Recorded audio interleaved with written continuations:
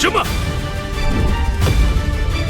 同学们，国难当头，勿忘初心，我和你拼了！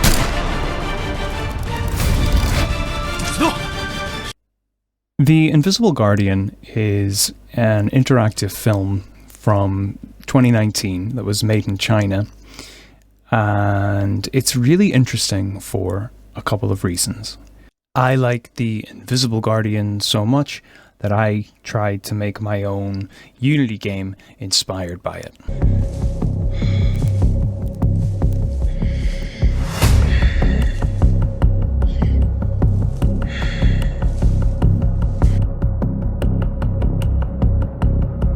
If for whatever reason you're interested at all in checking it out, you can feel free to have a look at it at the link on screen right now. And yeah, of course, not everybody likes using Unity. It can be really difficult to learn.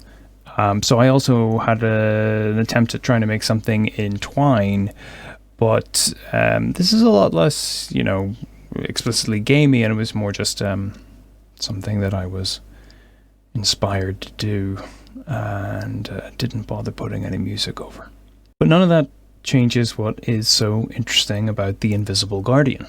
Mainly, it's interesting because it shows Western viewers an insight into what interactive film could have been, and I think what interactive film might turn into in the future, if we're optimistic about it.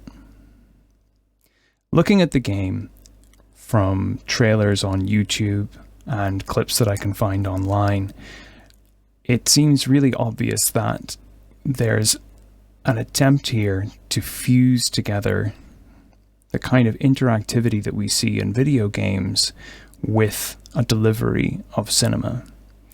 Looking at the trailer, you can see that there are moments stitched in between series of shots of actors doing real-time events. They use a lot of still frame images and voiceovers that are then overlaid with choice moments to try and generate the same kind of energy and intensity that you might get while playing a video game, but all the while using that as a way to engage with cinema in a slightly different form. Now, while I personally haven't played The Invisible Guardian, and I guess arguably cannot play The Invisible Guardian because I don't have access to a Chinese IP address that would enable me to download it off of Chinese Steam, I still am inspired by The Invisible Guardian, so much so that I have been trying to make a few experiments of my own in Unity and in Twine to try and show us an indication of where we might end up with interactive cinema. At the same time, the people behind Stornoway are working incredibly hard trying to fuse interactive cinema together with video game logic in the Stornoway engine, including offering an add-on for the Unity game engine. And finally, I think that it's important for us to consider how video games and cinema are being fused together through virtual production. Looking first at the Unity game that I tried to make, Unity film game thing, I basically had a couple of things in mind with this, that I wanted to make a very simple game mechanic that got fused into a little bit of film as easily as possible. And I don't really think that this is the future of interactive cinema. Not this, but I think that the ideas behind it do represent kind of an interesting avenue that we could be exploring more fruitfully.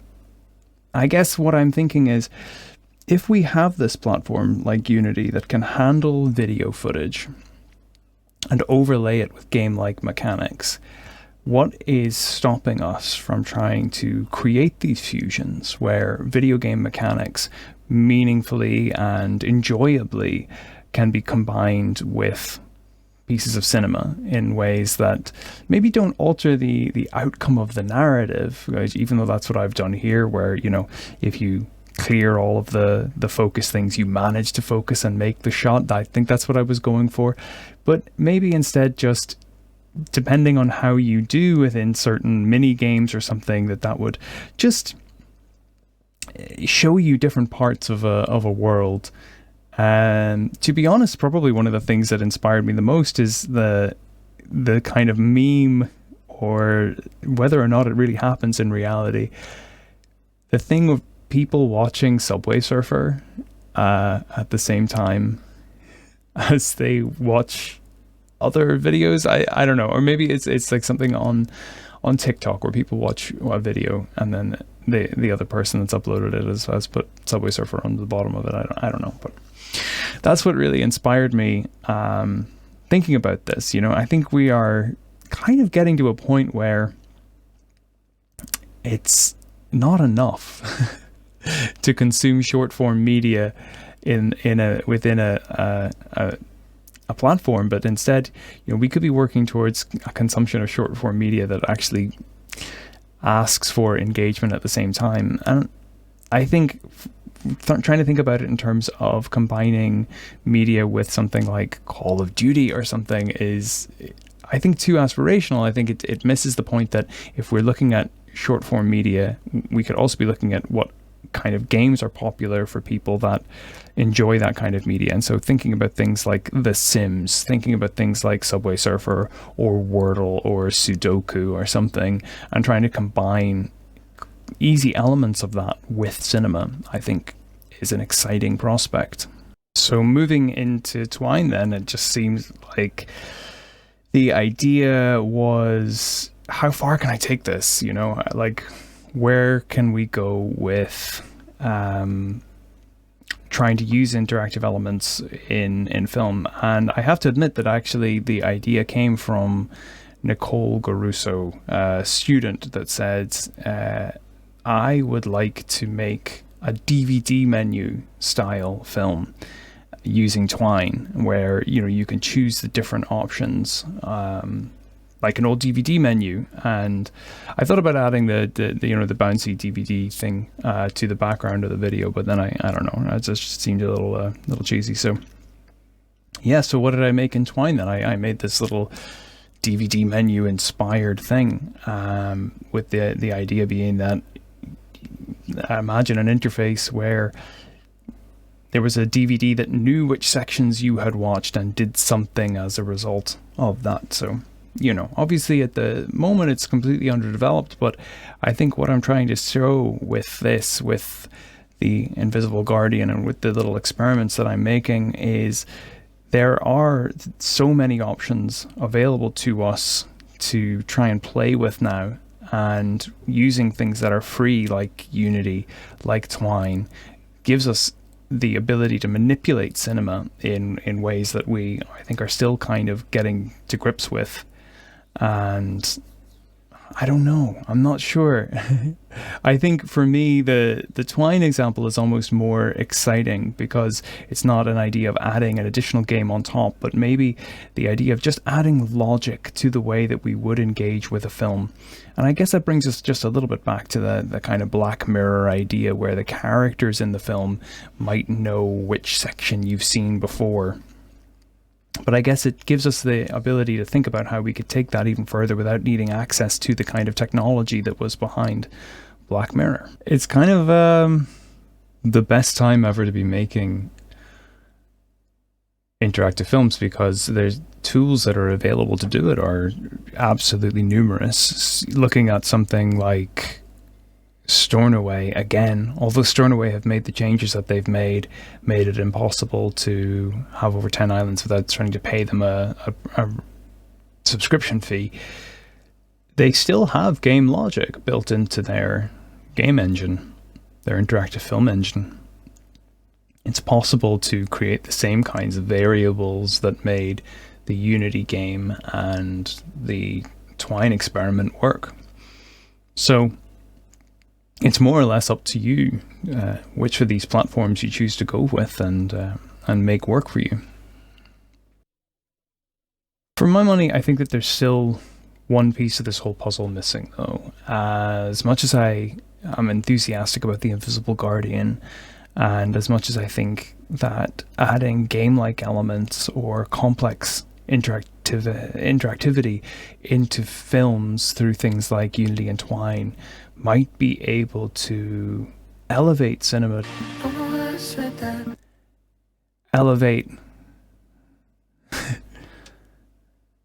There's nothing wrong with the cinema we had. I just, there's other stuff. I think that there's a new possibilities for new cinema, and something that I think we could really stand to investigate more is the idea of virtual production. But I don't like the idea that virtual production is this thing that needs to require huge sets and lots of money, although that is something that I'm trying to actively explore in my position at the University of Stirling. But I think what is super exciting to me is the idea that we could somehow get to a place of acceptable levels of virtual production using low cost or zero cost equipment, like curved green screens that we stick to using clever headshots for, or just using an array of 4K or 1080p screens when they are available to us. If we just soften our expectations a little bit, I think that could be a really exciting next step.